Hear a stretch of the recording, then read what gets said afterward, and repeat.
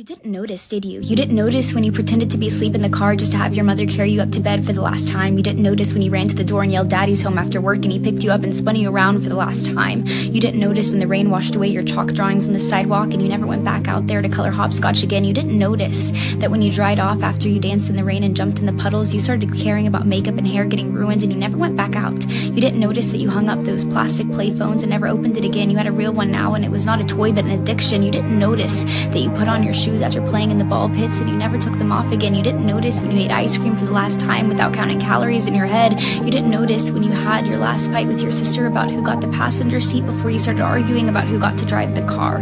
You didn't notice when you stopped believing in Santa Claus as the magic of Christmas was replaced with material wish lists. You didn't notice when you stopped believing in a monster that lived under your bed as it started to come out in the reflection of your mirror. You didn't notice when you went to field day for the last time, when you got your last participation trophy, when you kicked your brother's seat during a road trip for the last time, when you had your last play date with your Barbies, when you had your last Disney movie night with your family. You didn't notice that grandparents don't last forever. You didn't notice that your childhood cat wasn't eternal. You didn't notice your parents are growing up too. You didn't notice it, do you?